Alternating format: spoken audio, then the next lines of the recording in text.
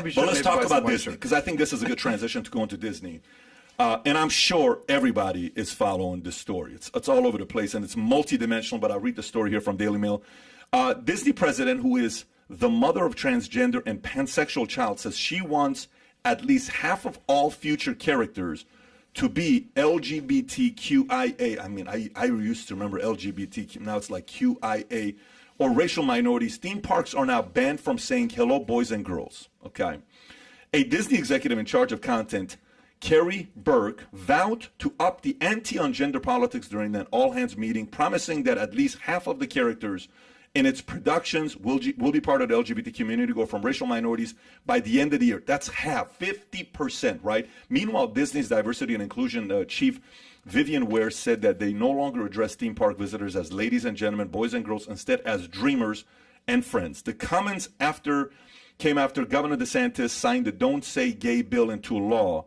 Disney partner Nadine Smith, co-founder of Equality Florida, said the goal of the Republican bill was to take children from their parents. What are your thoughts on the story with Disney? This is a whole can of worms that we could really get into. I mean, first with the whole Don't Say Gay bill. Nowhere in the bill is even talking about saying gay and that you can't say gay and all these kind of... The word's not even in the bill. Yeah. Nowhere in the bill is the word gay. I'm saying gay right now. I'm in Florida with you guys right now. Am I going to be arrested? Have my bank account frozen? Can we bring him in, please? Can we bring the authorities are coming in, Will? Yeah.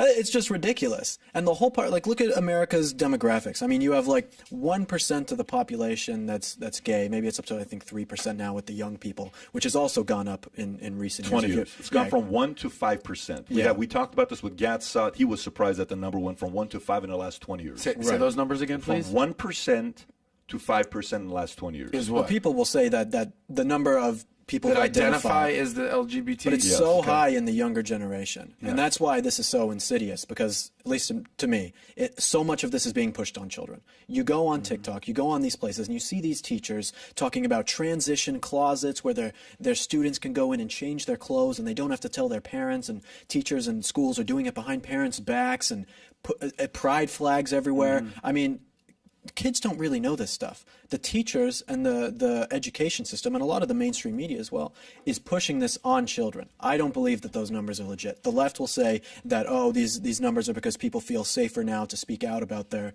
sexuality. But to me, I don't believe it. I think that so much of this is being pushed on children to influence them, and not all of it is real.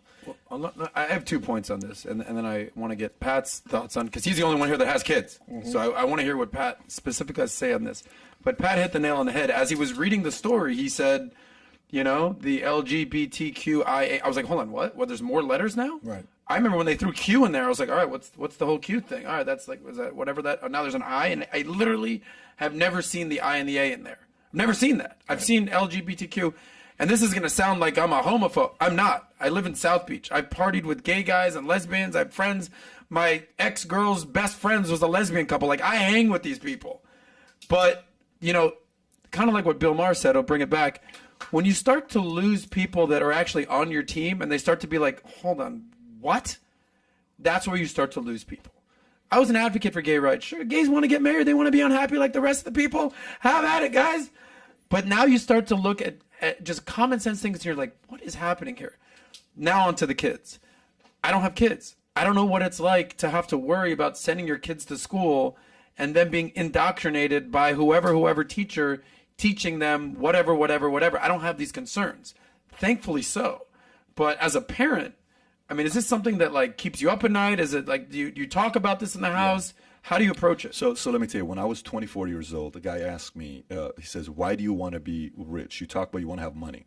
And I said, it's very simple for me. Like, if people ask like the real reason for me to want to have money, is very basic. One, I wanted to have a house that had all the toys and had the park and a backyard where every one of my kids' friends would say, let's go to Patrick's house. Okay, that's number one. Okay, very important to me because I can control. I'm a Middle Eastern. I'm not comfortable with sleepovers. You want to do that? You do it at our house, and we got a pretty great security system. We're going to do our part, right? That was one at 24, 25 years old. Okay, that's next. what you were saying. When I have kids, absolutely. This is how I want it to be. I said, when I have kids, I want them to go to the private school that I want them to go to. None of it had to do with the Lambo, Ferrari, whatever, right? Yeah. I said, I want the kids to go to the private school that I want to go to. I want to control it, right? Next, all these things that I went through, service, respect, I want all these things, okay? I don't want to be judged for being from Iran. I don't want to be judged for being Armenian, Assyrian. This is who I am. Treat me as a regular guy that got some value, did his part, and then let me decide the life I want to live. Okay. That drive, I can't even describe to you for somebody that's born in Iran how much it matters to me for you not force anything down my throat. I can't tell you the emotion it generates when you try to force something down my throat. I can't stand it. A forced thought, a forced law, a forced position I must take with my kids. We're one time at a mall, I don't know where we were at, and I'm talking to my kids, and one lady's like, you don't say that to your kids. I said, I'm sorry, what? This is how I raise my kids. I said, do you have any kids? No, I don't have any kids. I said, ma'am, why don't you go find a partner and have kids, and you raise your kids and let them be successful and write some books about it. Yeah. But till then, mind your own business. These are my kids I'm raising, right? I was at the whole art museum deal, the art deal. I don't know, with the Art Basel, whatever you invited me to. It was great. South Beach. And I'm there, before we go in, I look at Dylan, I look at the guys, I said, look at me, guys. I said, your brain's about to get a workout. Yeah. You're going to go in here, your brain's going to see art. Some of this stuff's going to be weird, but it's getting a workout, okay? This is how art is. It works out your creative juices. I love that. A mom and a dad is looking at me and they're like, oh my God, I've never heard anybody tell this to their kids. Yeah. I don't know if I'm raising my kids the right way or not. I'm going to find out in 40 years when I'm dying at 83 years old. But it's my job. I chose to have kids with my wife. It's our decision on what we did. And my wife and I dictate how we raise our kids. And we are open to feedback and opinion and strategies that we may consider to do that. But it's our kids. Right. And I got 18 years with these guys. Okay. Outside of that, go be it. Okay. Let me do this part. And I'm going to find out if I did it right or wrong. We're going to do a lot of things wrong. But what I'm concerned about is the following. Here's what I'm concerned about. Go back when you went to school. I'm curious to know what yours was as well. When was the first time in school, at what age did they start talking to you in Colorado about what it meant to be gay, lesbian, and transgender? How old, what grade was it in? Well, let me just say one thing about what you just said about the kids, because that is exactly why Republicans won Virginia. Because you have the exact same mindset that so many other parents have, and it's because of that of why they won. By the way, and that's scary for midterms and 2024 for Democrats, because they're realizing that's something you don't mess with. You can mess with a lot of people.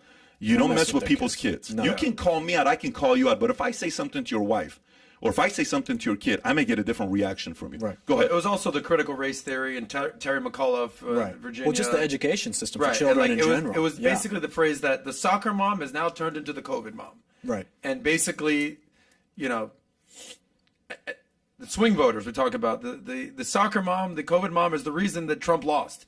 And it's also the reason that Terry McAuliffe lost in Virginia. Right. That's the swing voter these days, the mom. But here's my concern, though. Mm-hmm. Let me tell you who I'm concerned for. I'm concerned for the mom and dad who make $48,000 a year, okay, that can't afford private school, that can only go public school, and they're in a coding that they can't go to another public school that feel a little bit more comfortable about, because the way they zone it with schools where you can only go there with zip code and they come and investigate your ID, all this other stuff.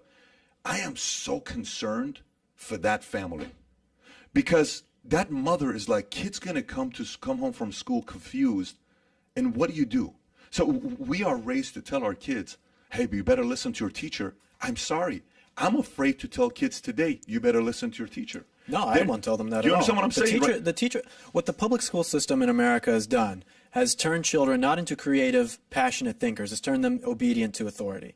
And it doesn't put them in a box, exactly what you're saying. It doesn't make them into people who want to discover new ideas or make something very new. It's you have this life, you live this life exactly how you're supposed to, and don't deviate from that. And if you do deviate from that, if you're a boy and you chew your Pop-Tart into the shape of a gun, you're evil and all these different types of things. How old, what grade were you when the teacher taught you about gays, lesbians, and transgender? Not brother, but teacher. Right, that was elementary school. What grade? Do you remember? 5th grade. What grade was it for you? Oh, I can't remember a teacher teaching me about that. I can't remember that. I don't. That wasn't a thing. Do you remember that? Never. I remember. I had a gay teacher in junior year of high school, but they never taught us about it. I had it in high school as well. I don't remember anybody ever teaching me about gays, lesbians, and transgender. I remember there was a kid in 7th grade that you just knew he wasn't like part of the boys. Yeah. He wasn't on the football team, is what I'm saying. Right. And he was gay. Turned out to be gay, but we didn't understand. We're kids. I mean, the meanest kids in the world are 8th grade kids. Like. If I'm thinking of when I was my meanest self, it was 8th grade. Right. And I was a stand-up comedian. So could you imagine? I'm looking for laughs everywhere I go. Yeah. I was not nice to that kid. And years later, I saw him. I'm like, hey, man, like, we're cool. He's like, we're cool. But I have a problem with that as well. Yeah. And I think in that example, I think somebody needs to come in and have the conversation with the kids on that part, okay? Where, the bullying part. Because I agree. I know. Looking back at it, I'm not believe proud me, of it. Listen, If there's anybody that doesn't like a bully, it's you. No, I gotta say, it's different now, though. Yeah. This isn't like a 1980s jock movie, where people are good Correct. giving gay kids swirlies and stuff like Exactly. that. This isn't Revenge of the Nerds. Right, exactly. This is 2022, where now, no matter if you have more intersectional ideas about you, you're gay, a lesbian, trans, black, whatever it is, the better off you are in these Correct. types of situations. Correct. So it's really, in a lot of ways, that you see with young benefit. white men are doing worse academically, doing worse socially, all Young these white places. straight men. With young white straight men, exactly. So now it's like flipped on. They overcorrect. It ain't cool to be young and be a white straight guy anymore. No. So the Florida's bill is what? That you cannot talk about transgender and gay up until 3rd grade. Correct. Kindergarten Start through 3rd 4th grade. Can't bring it up in school. By the way, when I read that, I'm like, I'm sorry. Well, you mean 4th grade? It's okay. How old is somebody at 4th Exactly. grade? How 10. I think they're 10. What do you mean you want to bring it up in 4th grade? I don't even support 4th grade. Well, what 4th grade? What 5th grade? What the hell? Like, what are you talking about? So at when do you 4th support grade? having that No, conversation? first of all, like, what's health and guidance? I remembered we learned health and guidance from Kim Sinclair, my teacher, 10th grade. remember her name. Oh, she's my pen pal. We write letters to till today. Was this sex ed? I remember taking sex ed. Yeah. But by the way, she's the reason why I joined the Army. Shout out to Kim Sinclair. She was my favorite teacher. She is politically on the complete opposite side than I am. Every guy she dated, we'd go out on a date, and she would say, do you like this guy? Do you approve of him? This lady is older than me. But I play a role of an older brother, and I protect her. She was very good to me. Wow. I joined the Army. She had a very positive impact on my life. She literally there's a letter sitting on my desk, and I responded back to her on text, thanking her for the letter. But I remember sitting, I'm like, okay, I learned about sex. Cool. I already knew about it, but I learned, the whole, the banana and the condom and all this stuff, and you're watching these videos. I'm like, okay, cool. Now. You're in what grade, by the way? Health and guidance in Glenda was at 10th grade. Is when I was At that point, I'm in favor of a 15, 16-year-old learning about this I stuff. think that's the age. Yeah. What the hell are we talking about even being okay with 4th grade? Elementary not school at all. should not I be am in so confused. Well, You haven't even gone through puberty yet. Here's the thing. Like, go to the conservative folks that are like, well, it shouldn't be 3rd, but 4th it should. I'm sorry, what? Terrible. What are you talking about?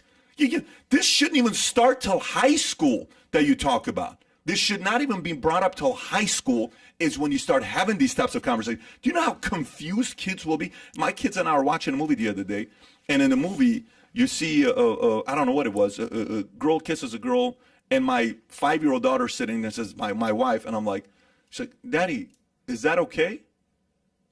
So then I give my position on it, and then it's like, oh, okay. All right. Then I'm like, turn this damn, I'm like, I can't even watch some of the movies that I, so now Disney wants to go 50%. They were going to the park and asking people like, I'm canceling my annual membership. I'm canceling this. I'm canceling that. And this is not cool. They shouldn't do this. Dude, they can't even say boys and girls anymore. They have to call them dreamers and friends. So this, If we can't even say, hey, Yeah. boys and girls, what are we talking about? How often at any event, good evening, ladies and gentlemen, I'd like to welcome, like, All the time. That's just normal. Right. But you see, this why these people are so mad about this "Don't Say Gay" bill and not being able to teach it to children is because think about what you just said, saying boys and girls and ladies and gentlemen, not being able to say that, or Yeah. thinking that Leah Thomas is a woman, any of these types of things. The only people who have the brain capacity to believe these types of things are children. Because otherwise it just sounds so ridiculous to just normal people. Normal people just hear that and say, this is just crazy. So they influence children. Yeah. They push it on them young so that when they get older, they believe this all their life and they know that they're not going to get out of it. When I was in the Army, we used to go to this gay bar, best club in Nashville, Tennessee. It was called Connections. They shut it down in 2003. Let me tell you, it was a ridiculous experience. It was the Studio 54 of, of Nashville. Like, if you've ever seen the movie Studio 54, it's exactly what it was. I mean, I'm surprised they took that long to shut this place down. It was, a guy took me to this place. We went in there. Yeah, why are you going to a gay bar? Oh, because the ratios are on your side. It was great. I totally agree with you. It was just if you're a straight guy and there's always girls there, you're gonna clean up. Time that we would go there. When I left the last time I went to Connections, we have a picture. 2 years ago. I have the picture till today, by the way. I have the picture till today, and it's in my, no joke, I have the picture till today. You should see the picture. Everybody hugging me, 6 of them around me, they're all gay. Okay? And then 2 of the guys from the army, they're straight. And they're like, they're crying, we're going to miss you, Greek God. You know, we're going to, like, had this, everybody had their own name and all this stuff. You had your little mojo going on. I would tell them, I would say, you know, so what nationality? What's Bet David? I'm like, I'm a Syrian. Sicilian? After like 50 times trying to explain what the hell is a Syrian, I said, you know what? Yes, I'm Sicilian. So since 18 years old, I've had a side name of the Greek God? Vinny DeLucci. We'd go out. No joke. I'm not even kidding with you. We had all these. We had a great time together. But here's the point. That didn't bother me. But I was 18, 19, 20 years old. I knew I'm comfortable. I love women. I like this. I'm very comfortable in my own skin. I'm good. But to start that at 3rd, 4th, 5th grade, I don't think you start this till 10th grade, and I think they're making a big mistake. You shouldn't start it at all. And at what point in any education should you be talking about home? Like, kids will figure it out amongst themselves. This does not need to be addressed. Only one reason. Look, you and I can teach the concept of stocks 5 different ways. You and I can teach capitalism in 5 different ways. You can tell capitalism and say, yeah, here's capitalism. It's the rich taking advantage of the poor. It's kind of like they have their employees looking at them as slaves. That's your way of explaining capitalism. Spot on. He could say capitalism is the people that inherited all their wealth from their family and they had a head start and you don't. So capitalism benefits those with a head start. That's his explanation. My explanation as a teacher of capitalism may be, listen, folks, there's many different political systems in the world, many different economical systems in the world, but the one that gives you the biggest fighting chance without a 4-year degree, without a 2-year degree, without an MBA, without needing a last name is capitalism. It's hard. It's a lot of work. It's going to suck. You're going to lose a lot. But if you work your ass off, you read the right books, capitalism's for you. We all explain capitalism, but we explain it in a different way. The way you explain LGBTQIA, BZ, whatever the letters are, the way you explain it has to be very matter of fact. Here's what you're going to see. This is what this is. Here's who that person is. Here's your approach when you run into them. Bullying is not okay, no matter who the person is. You cannot judge people. It goes back to very basic fundamentals of conservative beliefs. This whole concept of judging people needs to go more where we teach it, meaning we teach it more not to do it. I think that's the approach. But the other side that's like, if you don't, you're this, and maybe you have these thoughts, and if you do, this is what to do. No, stop right there, bro. Chill out. Relax. Matter-of-fact style of teaching. No judgment, no bullying. This is not acceptable. We move on. Not the other in-depth type of a style teaching. I don't know if you understand what I'm saying. That the would problem be my is it's not matter of fact, because look at all the people that are pushing this. They're all college educated. I mean, this is all coming from the colleges and universities. I mean, it's indoctrination from kindergarten all the way through your graduating year of college. It's straight indoctrination. So I don't think it should be addressed at all, because it can't be matter of fact. Right. Well, that's exactly right. I do think their sex ed is totally appropriate in 10th grade, and you know, call it 9th, 10th, whatever, high school, end of middle. I'm cool with that. I'm gonna give you one little perspective here, and I don't have kids, so I don't have an opportunity to say this story all that often. I'm gonna give you 2 stories, real quick. I came into your office one time, and this was regarding my sister, and my sister and I kind of got into an argument with her, and I was like, you know what?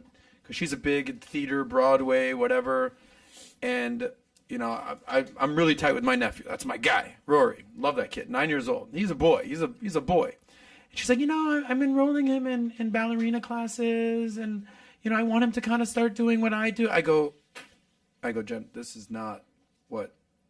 I know what she's used to in South Beach and dancing and Broadway, and I'm just like, Rory, you want to play soccer, right? He's like, yeah, I like soccer. She's like, but he could also learn. I'm like, I put my foot down. This is not happening in my household. She's like, you're not the dad. I'm like, my masculine tendencies were like, this isn't happening. Right. And I was just like, because I was a sports guy. I played football in college. Like, this is the closest thing I have to having a kid. My nephew, like, don't even. The kid's 9 years old, 8 years old at the time, flipping on you. The most emotional I've ever got. I told Tigran this story the other day. When you were in the office.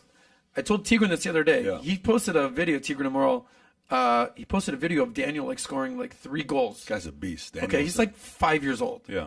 And when I was in Dallas, that was my Daniel, homie. That was my guy. I would practice Yeah. soccer with this Yeah. kid. And I was like, not even joking, like choking up watching I'm like, look at this guy go. Look at him do his thing. 5 years old. And I could just imagine if a teacher was trying to indoctrinate whatever it is to a 5-year-old, to an 8-year-old, to a 9-year-old. My fatherly instincts are like, this ain't happening, bro. So the whole don't say gay thing, just like, I think if there's anything we're establishing here, what you used with like the 18-year-old, I'm sorry, when you're at the Greek god story, dude, you're a grown up, do what the hell ever you want with your life. Yeah. Do not put your freaking hands on my kid's brain and start indoctrinating them to whatever you think they should be doing. Hands off the kids. When I figured out as an adult, do whatever you want. Catherine S. just said, a super chat, she says, isn't gay just part of society? Why does it need to be taught?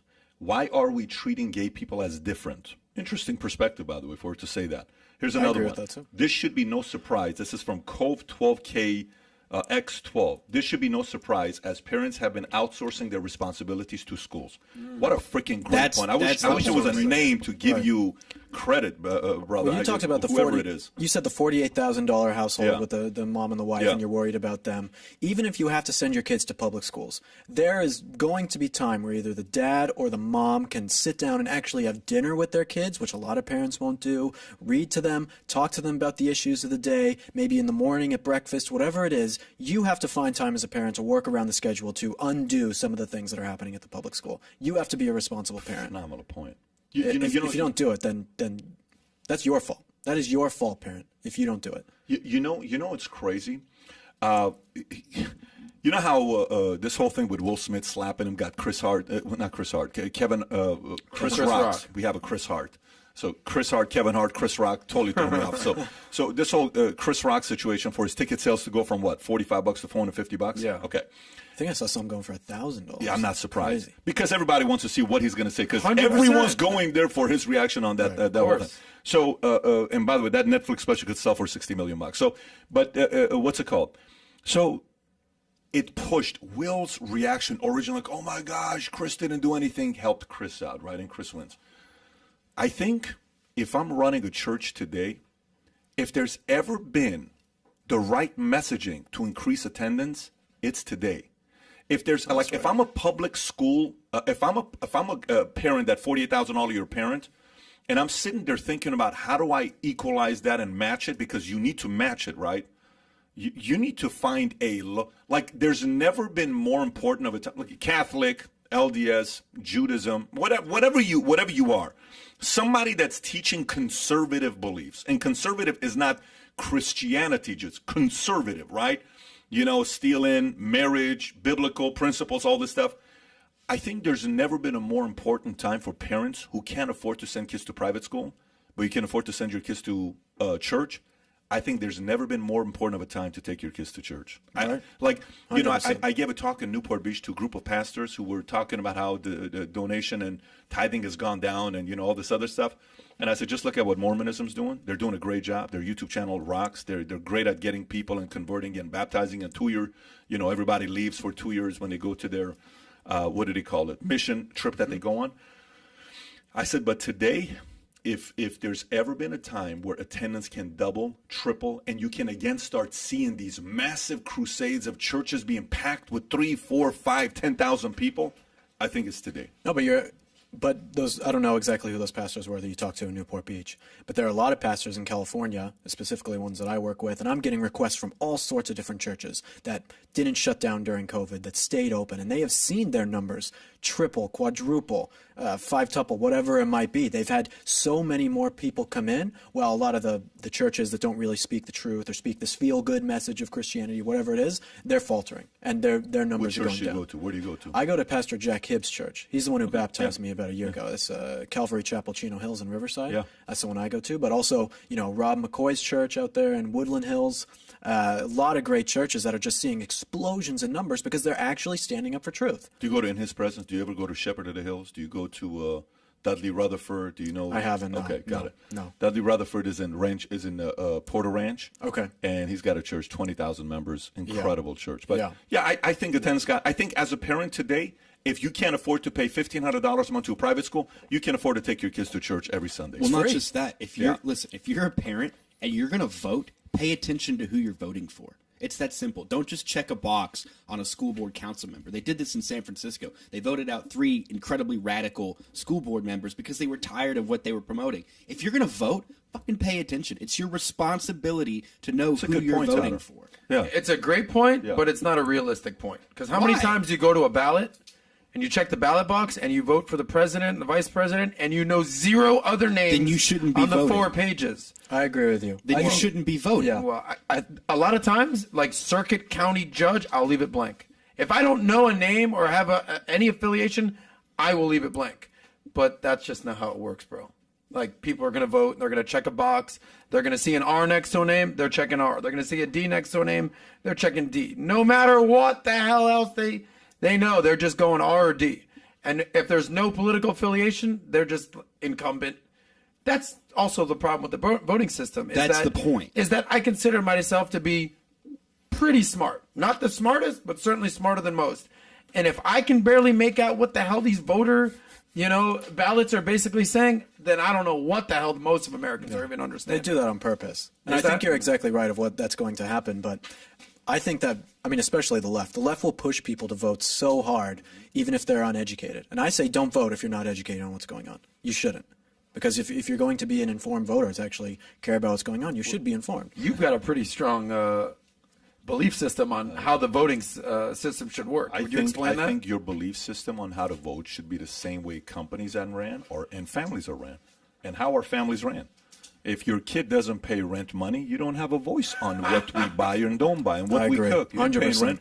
If you work for a company and you don't own a share, I'm sorry, you don't have a voice. Right. Only shareholders get on a shareholder call. Berkshire Hathaway has a meeting with their A shareholders in Omaha, Nebraska, where you hear from him and Charlie Munger because you earned the right to go in there because you own one of their shares at whatever dollar amount, $300,000 a share it is. And I think we're allowing, think about if our voting system was the way families and businesses ran, that's kind of like me living in my house with my kids, and my kid's 6-year-old best friend can come in and vote for how we should run our household. Yeah, Tell me how the hell that makes any sense. Right. Somebody can come and tell Berkshire Hathaway how they should run their company, even though they have not contributed to organization, they have not contributed to the company's growth, they've not bought a share, they don't risk the risk that Berkshire takes, but they want to tell them how to run things. No. Your vote doesn't really matter that much because you're not contributing to society. I think the system needs to be a way to contribute to society. So you think that certain people shouldn't have the ability to vote, or certain people should have more votes than others? I think the messaging needs to flip to be earn the right to vote. I think that's the messaging. You ought to earn the right to vote than the current system. Do you see that changing at all? Ever? Zero. No, okay. I don't see that changing at all. I'm just telling you. Well, they had that whole people voting have dreams. rights. Yeah. People have dreams. I can dream. So it's a very different especially situation. when you have people like. Go ahead. No, but they had that new voting thing that said, Republicans want to take away voting rights from people. And I was like, no, we didn't. We wanted it so that you had to vote on Election Day, so that you didn't use a mail-in ballot, so that you couldn't be an illegal immigrant to vote, and that you actually had to show an ID. Apparently, that's restricting people's right to vote. All that's doing is securing the vote and making it so that people, exactly like you're saying, who actually play some part in society, are actually voting. But apparently, that's taking away people's right to vote. No, I think that you're right. I think it's too easy to vote for a lot of people. Yeah, it should be harder. I think listen, you come, I came to America, I'm like, I feel like I owe America something. America doesn't owe me nothing. America gave me this life. So, hey, I'll serve the military. I owe you. I'm in debt to you, America. You ain't in debt to me. I'm in debt to you. You didn't tell me to come here. I chose to come to America. I had 200 other options, and I came to you. So I got to give to you. I don't think that messaging is being given since this one president that we had that got assassinated years ago, who said, don't ask what your country can do for you.